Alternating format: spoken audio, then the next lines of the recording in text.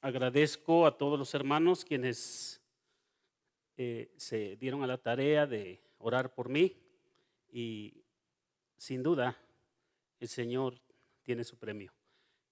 Oramos.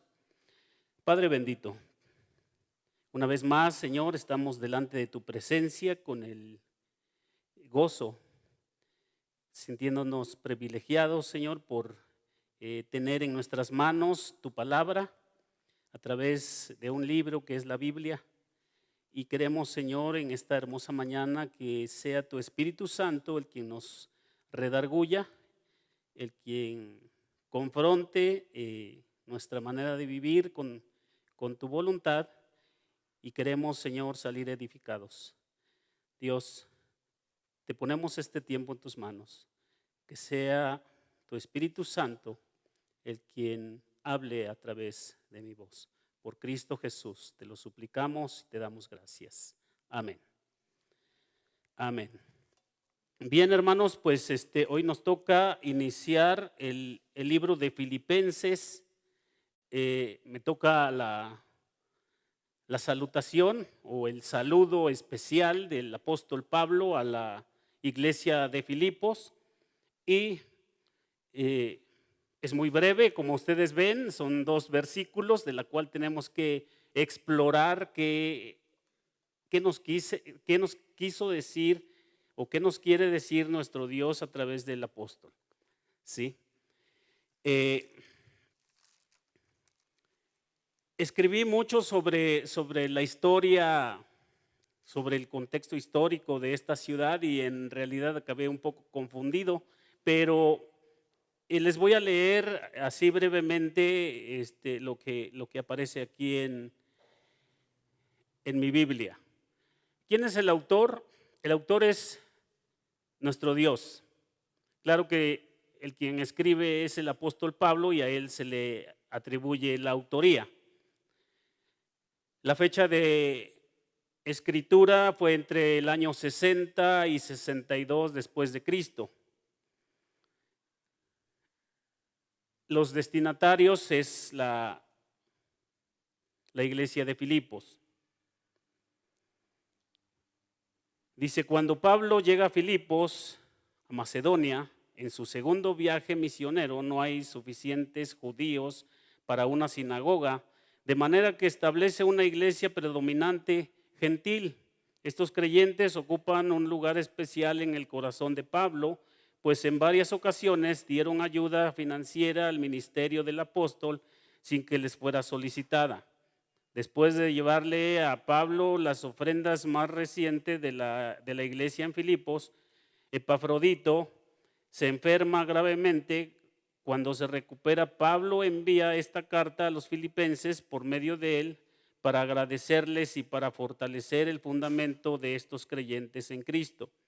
Filipenses, junto con Efesios, Colosenses y Filemón, es una de las epístolas de la prisión de Pablo. Esta carta se escribe, pues hay varios lugares muy posibles, con una certeza no lo hay, pudo haber sido Cesarea, pudo haber sido Éfeso, pero lo que sí es una realidad es que está escrita desde la prisión en Roma. ¿Por qué estaba preso Pablo? A Pablo lo apresan por anunciar el evangelio. ¿A quiénes les anunció el evangelio primeramente? Primeramente fue a los judíos. Recuerden que antes de que fuese el apóstol Pablo, su nombre era Saulo de Tarso. Siendo Saulo de Tarso, él era un fariseo. Los fariseos tenían dogmas muy férreos en su doctrina, la cual exigían a todos los feligreses la circuncisión. Ese era uno de los argumentos, que el que no estuviera circuncidado no era hijo de Dios.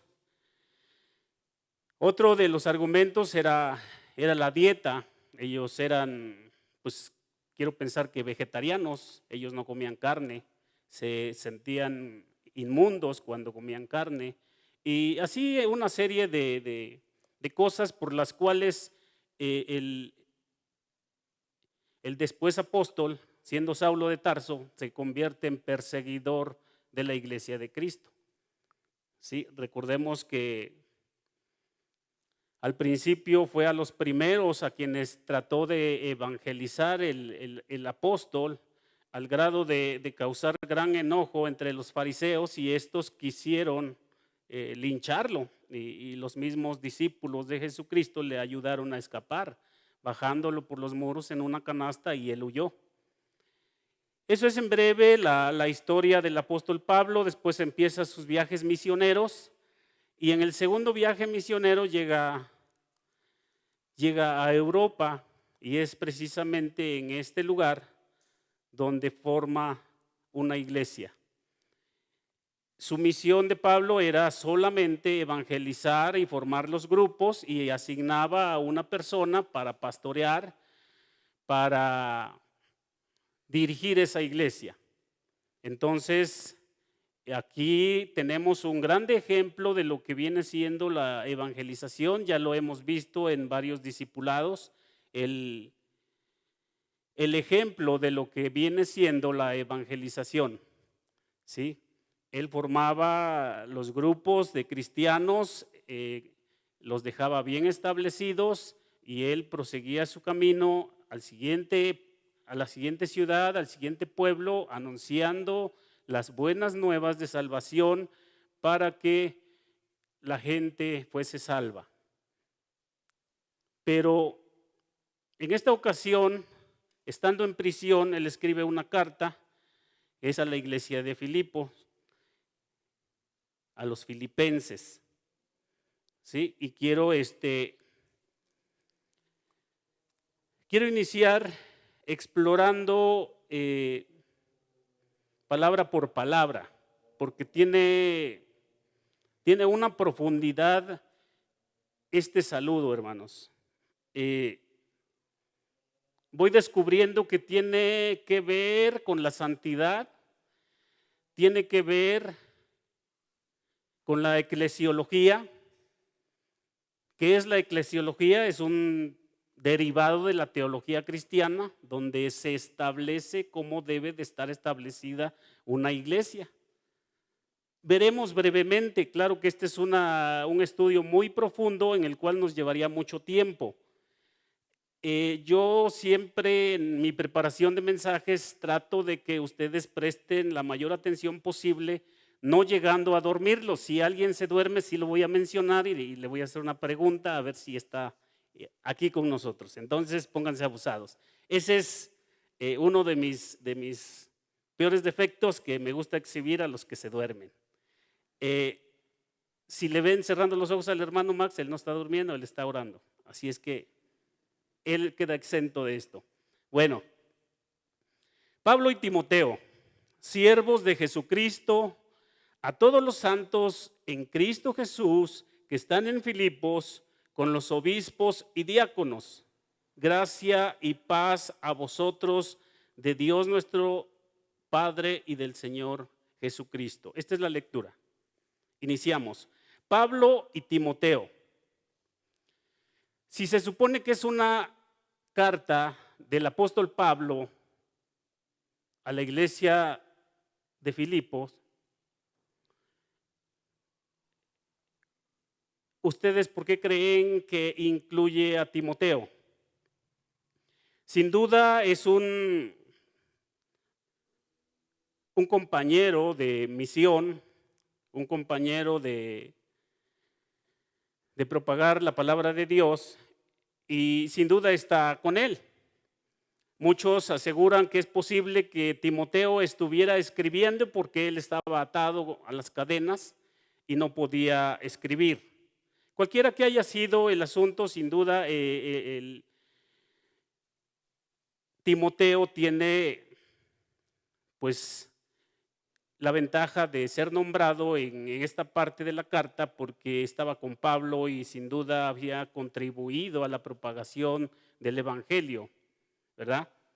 Entonces, Pablo y Timoteo.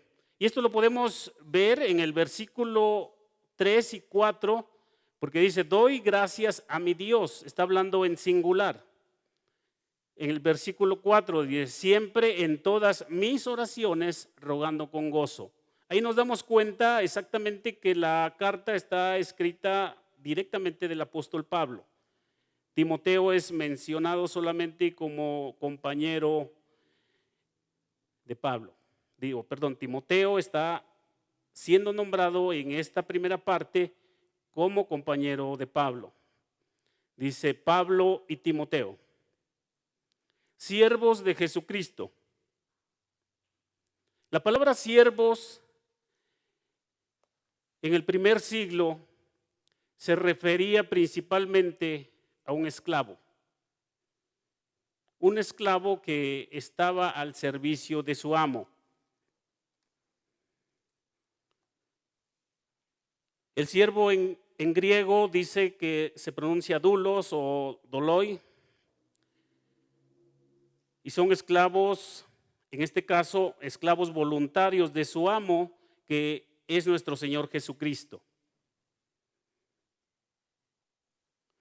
Y quisiera que fuéramos a 1 Corintios 6:20.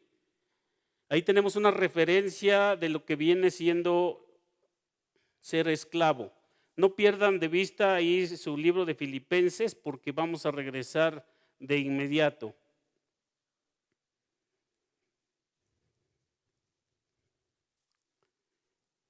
Primera de Corintios 6:20 dice, ¿por qué habéis sido comprados por precio? Glorificad pues a Dios en vuestro cuerpo y en vuestro espíritu, los cuales son de Dios. Porque habéis sido comprados por precio, glorificad pues a Dios en vuestro cuerpo y en vuestro espíritu, los cuales son de Dios. Aquí Pablo está reconociendo que después de su conversión, él se ha vuelto un esclavo de Jesucristo. El siervo es un empleado, es un servidor que queda libre en el momento que él decida. En nuestra era moderna, pues un trabajador, un empleado nuestro, pues es alguien que a través de un contrato, ya sea colectivo, ya sea individual, tiene un trabajo y él es libre. Él se va cuando quiera y no hay ningún compromiso. Pero en el primer siglo, esa palabra de siervos realmente quería decir esclavo, que daba a voluntad de su amo. En este caso, Timoteo y Pablo dice que son esclavos de Jesucristo. Él es su amo. Reconocen que Jesucristo es el que manda en sus vidas.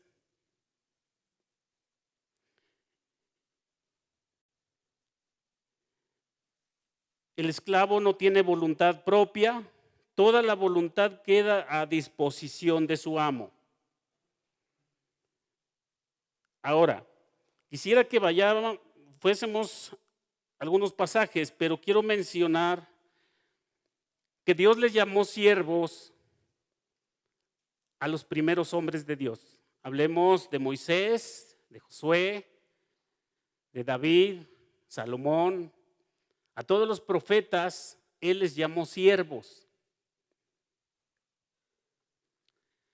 Y eso nos da la idea de que esas gentes de Dios eran propiedad del Señor. Es por eso que también a nosotros nos llama siervos y Él quiere llevar su obra redentora a la humanidad. Él quiere mostrar su voluntad a través de nosotros.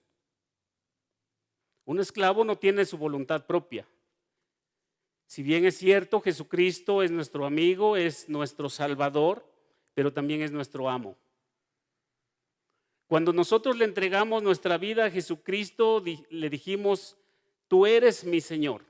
Y desde ese momento estamos siendo esclavos de nuestro amo. Yo no sé quién pudiera decir yo ser esclavo de alguien, no, jamás, y Dios me hizo para ser libre. El que tiene por amo a Cristo, ama a Cristo. Y el que no tiene por amo a Cristo, ni siquiera conoce a Cristo. Es una frase muy cierta, hermanos. Ahora la pregunta es, ¿cuántos realmente somos siervos de Cristo? ¿Cuántos realmente nos consideramos esclavos de Jesucristo? Es una palabra fuerte si no la interpretamos bien. Dice, ¿te atreverías a declararte un siervo o esclavo de Cristo? Hágase esa pregunta. Yo sé que muchos sí nos consideramos al servicio de nuestro amo. Y es maravilloso. Realmente vale la pena. El apóstol Pablo casi en todas sus cartas hace muchas menciones de las bendiciones espirituales, pero dice que son en Cristo.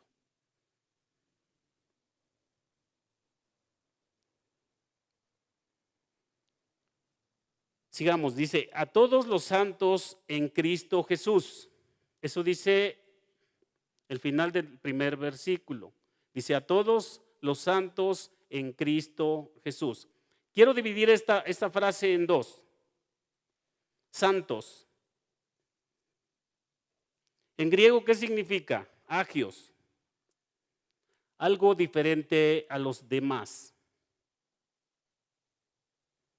Entonces, ser santo significa que somos distintos a la sociedad, a la demás sociedad que no conoce a Cristo.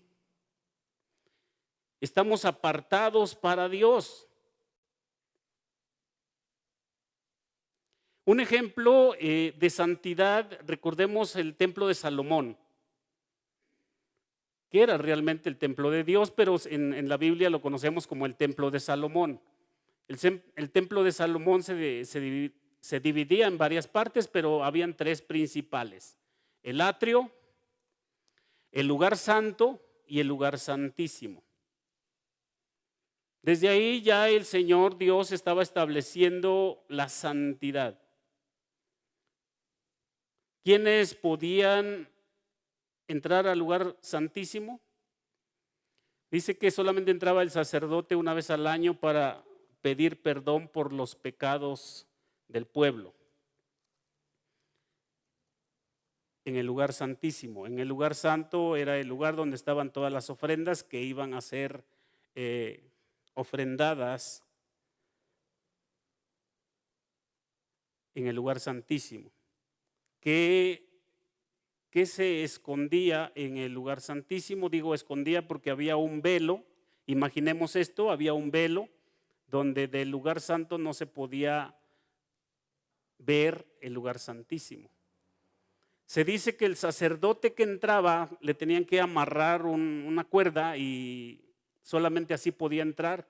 Esto porque si por ahí se le olvidó confesar algún pecado, dice que ahí en el lugar santísimo estaba el arca del pacto que representaba la presencia misma de Dios. Entonces él quedaba inmediatamente muerto, ya ni siquiera podía hacer los sacrificios o las ofrendas por los pecados del pueblo. Entonces vean ustedes el grado de santidad que exige nuestro Dios. No nos hemos apartado del texto, estamos viendo palabra por palabra. No al rato digan, no, es que nos confundió y no supimos ni qué dijo. Bueno,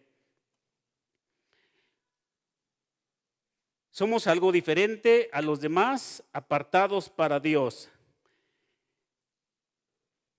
La santidad de los que iban a servir en el templo, la santidad de los sacerdotes. Vayamos a Levítico 21:8, ahí vamos a encontrar las exigencias de Dios para los que iban a ofrecer los holocaustos, las ofrendas a Dios. Levítico 21, del 1 al 8. Jehová dijo a Moisés: habla a los sacerdotes, hijos de Aarón, y diles que no se contaminen por un muerto en sus pueblos, mas por su pariente cercano, por su madre, o por su padre, o por su hijo, o por su hermano, o por su hermana virgen, a él cercana, la cual no haya tenido marido, por ella se contaminará. No se contaminará como cualquier hombre de su pueblo, haciéndose inmundo. No harán tonsura en su cabeza, ni raerán la punta de su barba, ni en su carne harán rasguños. Santos serán a su Dios y no profanarán el nombre de su Dios, porque las ofrendas encendidas para Jehová y el pan de su Dios ofrecen, por tanto serán santos. Solamente hasta ahí. Ahí tenemos claro cuando se iba a elegir a un sacerdote. No debería de contaminarse. Ahí están algunos puntos en los cuales tenía que respetar para poder servir en el templo. Estamos hablando del Antiguo Testamento. El pueblo de Dios, el pueblo de Israel, llamado a ser santo, Antiguo Testamento también, Levítico 20:26.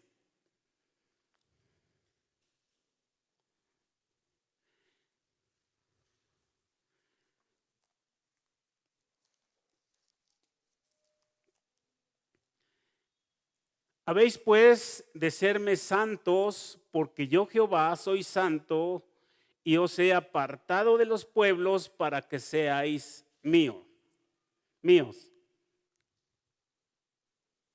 Nuevamente aquí vemos la palabra de Dios exigiendo al pueblo de Israel la santidad.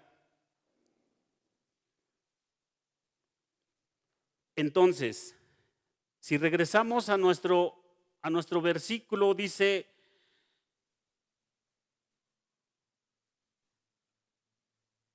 Pablo y Timoteo, siervos de Jesucristo, a todos los santos en Cristo Jesús que están en Filipos. Ahora quisiera trasladarme al Nuevo Testamento, en Primera de Pedro 1:15 y 16. Primera de Pedro 1:15 y 16.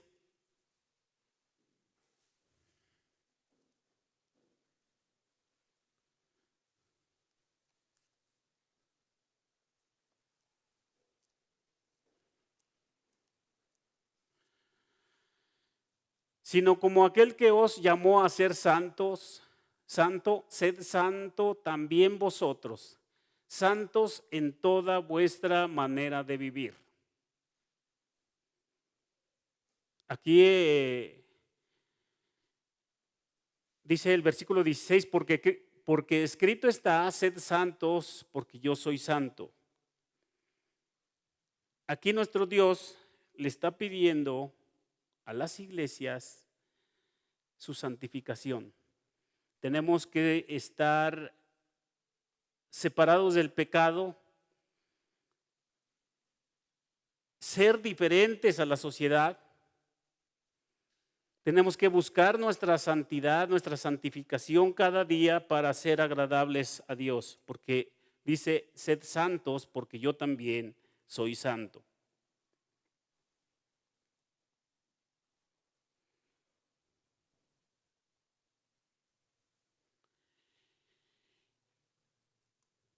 La siguiente frase: en Cristo Jesús. Esta frase la hemos escuchado mucho en nuestros estudios dominicales, principalmente en las cartas del apóstol Pablo. Todo es en Cristo Jesús. Y Quisiera poner un ejemplo o un par de ejemplos. El hábitat de las aves, ¿cuál sería, hermanos? El aire. Las aves vuelan. Ese es el hábitat correcto de las aves. El hábitat de los peces, el agua. Un pez es feliz en el agua. El hábitat de un cristiano es en Cristo Jesús. Esa es la comparación, hermanos. Yo no quiero pensar que un ave que ya está acostumbrada a volar, la atrapemos y la encerremos. ¿Qué le pasa, hermanos? Se muere. Y si alguien tiene duda, inténtelo y va a ver que se va a convertir en asesino de un ave. Lo mismo pasa con el pez. Y si un cristiano está fuera de su hábitat, se empieza a morir espiritualmente. Se le empieza a formar una especie de concha y todo lo que le digan ni le duele. Entonces debemos evitar vivir en nuestra cotidianidad fuera de lo que es nuestro hábitat. Nuestro hábitat es en Cristo Jesús. El apóstol Pablo menciona que en Cristo Jesús tenemos bendiciones espirituales. Tenemos una predestinación para ser llamados hijos de Dios. Desde la eternidad pasada, Dios nos predestinó. Dios le predestinó a usted, hermano, para que esté escuchando la palabra de Dios. No es casualidad. No es su poder económico, no es su apariencia física, no es la suerte que usted tenga que esté aquí. Dios conoce toda nuestra vida desde la eternidad hasta la eternidad. Dios conoce qué hacemos a escondidas. Dios conoce nuestro diario vivir. Por eso debemos de buscar la santidad. Tenemos redención por su sangre. Tenemos riquezas por su gracia. Tenemos vida eterna, etcétera, etcétera, etcétera. Son muchas las bendiciones de Dios de las cuales solamente Pablo menciona. Pero todas estas se pierden si nosotros no estamos en nuestro hábitat como cristianos. Si de repente decimos, ay, pues este pecadito ni lo va a tomar en cuenta Dios. Cuidado, hermano. Usted se está saliendo de su hábitat y eso tiene un peligro. Estar en Cristo Jesús significa escuchar su palabra, esperar en su promesa, en su poder, disfrutar su presencia mediante una relación especial, personal, a través del Espíritu Santo. Eso es habitar en Cristo Jesús. Y todo esto es a través del Espíritu Santo. Si nosotros tenemos el Espíritu Santo, si ya fuimos redimidos, estamos sellados y el Espíritu Santo de Dios vive en nuestras vidas y Él es quien nos invita, quien nos ayuda a tener una vida en Cristo Jesús. ¿No es esto maravilloso, hermanos? Ahora, como les prometí, vamos a tomar un poquito el tema de la eclesiología. Y noten ustedes la parte final del versículo 1, dice, con los obispos y diáconos. Primero menciona a la iglesia. Vean este orden. Primero menciona a la iglesia. Después con los obispos y diáconos. O sea, ¿cómo? Está mandando un saludo a la iglesia, pero se le estaba pasando saludar a los personajes más importantes de una iglesia, a los obispos. ¿Quién es un obispo? Es un pastor, un líder, un maestro, un anciano, es un intendente, un superintendente. ¿Qué tiene que ver esas palabras?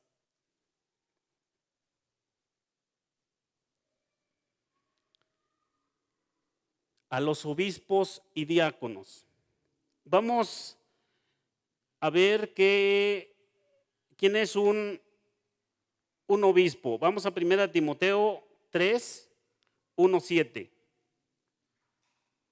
Yo espero que no salga apedreado de acá, hermanos, pero no me extrañaría. 1 Timoteo 3, 1 al 7.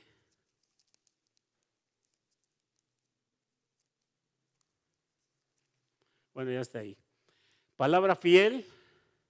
Si alguno anhela obispado, buena obra desea, pero es necesario que el obispo sea irreprensible, marido de una sola mujer, sobrio, prudente, decoroso, hospedador, apto para enseñar, no dado al vino, no pendenciero, no codicioso de ganancias deshonestas, sino amable, apacible, no avaro, que gobierne bien su casa, que tenga a sus hijos en su gestión con toda honestidad. Pues el que no sabe gobernar su propia casa, ¿cómo cuidará de la iglesia de Dios? No un neófito, no sea que envaneciéndose caiga en la condenación del diablo. También es necesario que tenga buen testimonio de los de afuera, para que no caiga en descrédito y en lazo del diablo. Esas son las características, hermanos, que Dios le pide al obispo, que Dios le pide al pastor, que Dios le pide al quien se para en este lugar. Esas características Dios exige para quienes desean ser obispos. Vean que no es fácil. Hay que ajustarse a las reglas de Dios para poder ser bendecido también. Pero volvamos nuevamente a lo que yo les comentaba. ¿Por qué el orden del saludo? A la iglesia, a los obispos y diáconos. Todos quienes nos paramos en este lugar estamos obligados a servir a la iglesia. Por eso el orden en que Pablo manda el saludo. Todos quienes conocemos la palabra de Dios tenemos que bajarnos al mismo nivel de la congregación para servirles. Por eso Pablo no se equivoca en el orden que pone el saludo. ¿Quién es un diácono? Un diácono es alguien que sirve en el templo.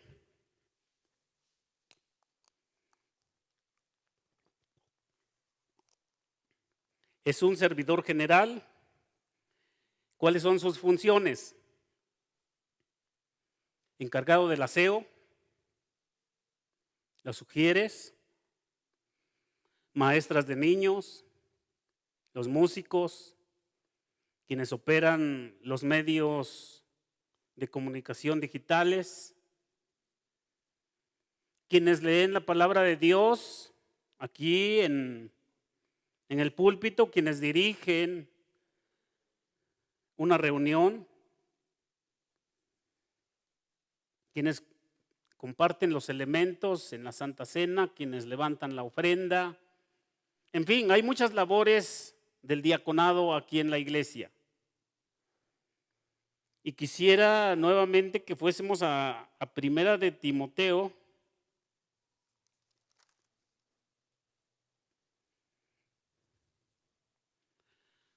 A 1 de Timoteo, está adelantito de, a ver, 1 de Timoteo 3, donde es 18. 3:8. Ok. Gracias, hermano. A ver si nos lo pueden poner ahí.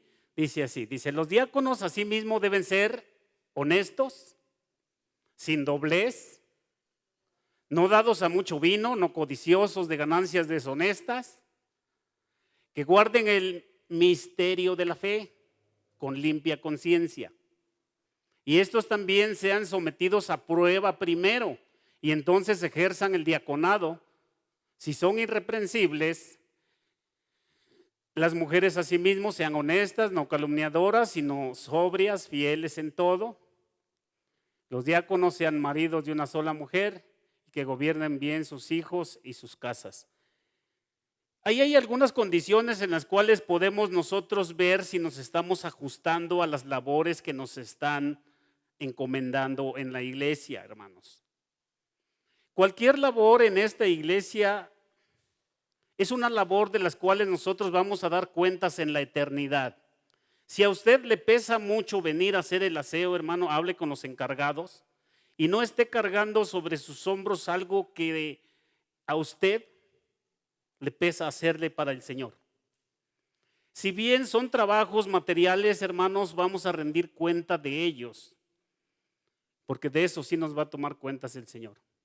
Entonces, lo debemos de hacer de una manera voluntaria, de una manera alegre, porque esto es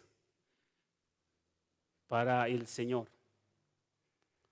Entonces, si ustedes se fijan,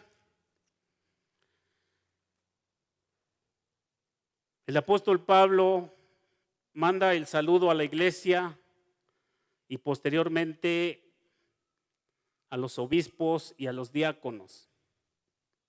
Sin duda, ese es el orden que ha establecido el Señor.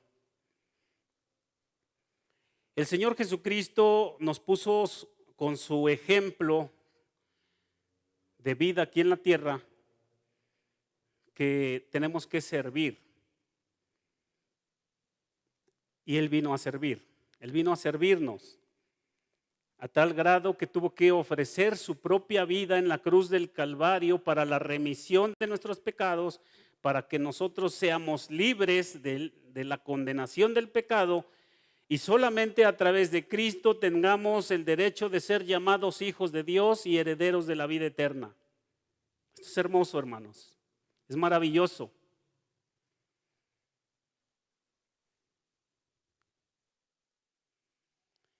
Gracia y paz a vosotros de Dios, nuestro Padre, y del Señor Jesucristo. Es el segundo versículo. Gracia. Quiero dividir en dos partes, igual esta frase, gracia y paz.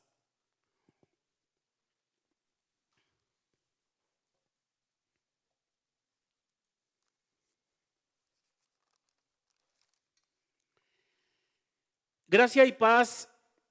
Se cree que Pablo incluye este saludo a la iglesia porque generalmente las iglesias se conformaban de griegos y judíos. ¿Sí?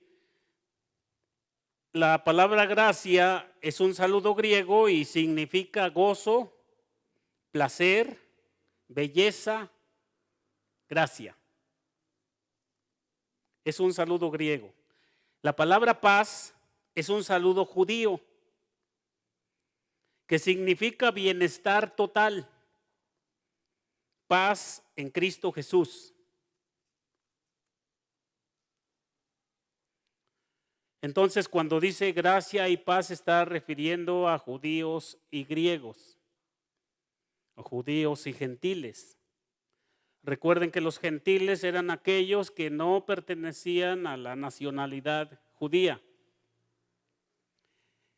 Él no hace discriminación, no los separa, pero sí les dice gracia y paz a vosotros.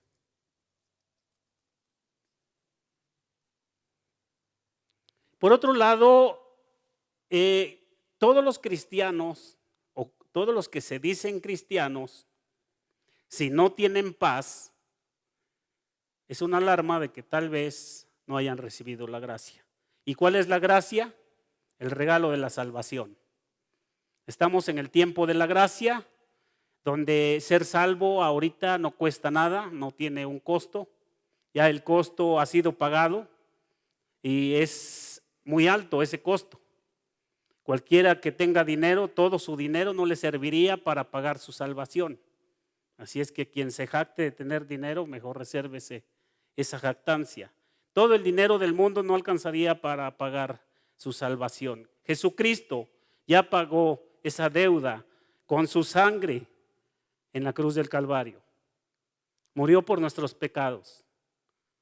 Y ahora, nosotros, como hijos suyos, le pertenecemos a Cristo. Él es nuestro amo. Somos esclavos de nuestro amo, porque Él ya pagó nuestra deuda. Por eso, hoy en tiempos de la gracia está la invitación para aquel que no haya recibido ese regalo tan precioso que es la salvación de su alma, salvados de la condenación eterna que nos dice en la palabra de Dios. Hoy es el tiempo de salvación. Hoy usted puede entregarle su vida a Cristo. Hoy usted puede pertenecer a los esclavos de Jesucristo, pero libres, porque Cristo nos ha hecho libres. ¿De qué somos libres, hermanos? El pecado ya no domina nuestra vida cristiana. Si bien es cierto que como seres humanos, como habitantes de esta tierra tenemos pecado, a veces cometemos pecado, pero tenemos quien nos justifica, tenemos quien nos perdona. Y ya el pecado no forma parte de nuestra cotidiana manera de vivir. Hay una frase muy conocida de Martín Lutero, y siempre que hablo de esto me lleva a ese pensamiento. Dice, cuando yo bajé a las aguas bautismales, el viejo hombre que yo traía bajó conmigo y pensé que se había quedado ahogado, pero el muy condenado sabía nadar, salió conmigo, dice, y ahora cada día lo tengo que estar matando. Ese pensamiento debemos de tener, cada día estar matando al pecado que nos está desviando de la voluntad de Dios.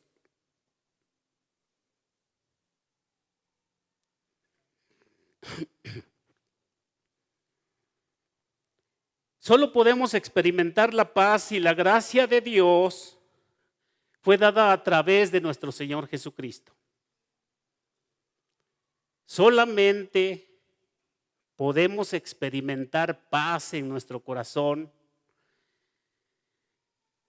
si la gracia de Dios, que es el regalo de nuestra salvación, ya lo recibimos por medio de nuestro Salvador, que es el Señor Jesucristo.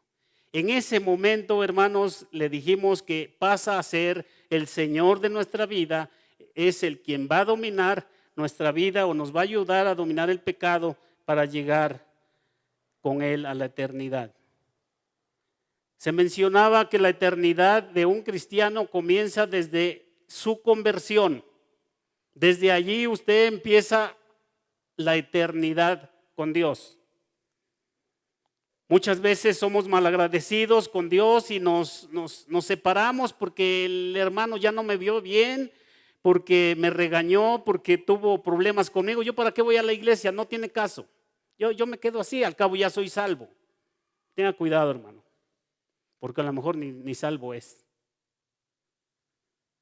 Quien realmente es salvo se convierte en un esclavo de Jesucristo, un esclavo libre. Sí, no nos clavemos con esta idea de que estamos atados y tenemos que servirle. Hermanos, es una belleza ser esclavo de Jesucristo. Imagínense Pablo, hermanos. Imagínense lo que sufrió Pablo. Y aún así él consideraba toda su vida de martirio, porque fue un martirio. A donde iba le azotaban, lo corrían. Bueno, en una ocasión lo golpearon tanto que lo dieron por muerto. Dice, ya está muerto, vámonos. Y él se levantó y se iba. Yo no creo que alguien de nosotros haya sufrido un 1% de lo que este misionero de Cristo sufrió. Y de verdad que es una inspiración para todas las iglesias, y no solo de nuestra era, sino de muchos tiempos.